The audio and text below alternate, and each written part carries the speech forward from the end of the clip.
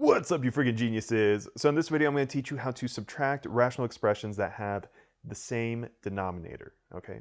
Now you can basically break this down into 3 steps. So first, you're going to distribute the minus sign, then you're going to factor the top and bottom as much as possible, and then after you've done that, you're going to cancel out anything that you have that's the same on the top and the bottom, right? And then that essentially simplifies the problem for you. All right, so subtracting rational expressions works the same way as just normal fractions, okay? So if I had something like 3 over 5 minus 2 over 5, well, how would you solve this? Well, you have the same denominator in both cases, in both fractions, right? So you just keep the 5 on the bottom. And then here you just solve it straight across, right? So what's 3 minus 2? That's equal to 1, right? So you solve rational expressions the exact same way, okay? So here you can see we have the same denominator in both of these, right? So we can already fill that out if we want. So we'll just put y minus 6 down there. And then here, you just subtract straight across, okay?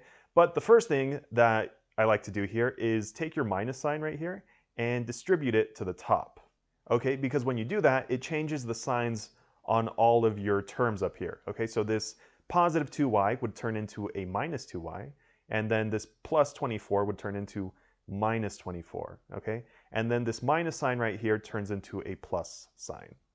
Okay, so then here we're going to have y squared plus negative 2y minus 24, okay? But we can simplify that as y squared minus 2y minus 24, right? Because adding a negative number or negative term is the same thing as just subtracting, right? So that's why we just keep the minus sign right there. Okay, so now that we simplified the top up here, now the second thing we're going to do is factor the top and bottom as much as possible, right?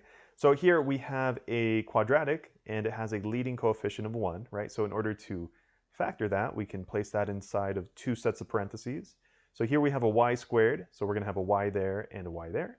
And then in order to figure out your numbers right there, you just have to look at the last number right there, which in this case is a negative 24, okay? So what 2 numbers can you multiply together to get negative 24? But they also have to add up to this middle number right here, negative 2. Well, in this case, it would be a negative 6 and a positive 4, okay? Because negative 6 times 4, that's equal to negative 24. And negative 6 plus 4 is equal to negative 2, which is the number we're looking for in the middle right there, right? So then these are the 2 numbers we're going to plug in. So negative 6 and positive 4. Okay, and let's get rid of that really quick. Okay, so now if we simplify this again, so on top, this is what it factored to, right? Y minus 6, y plus 4. So that's what we'll put right here. Y minus 6, y plus 4, right?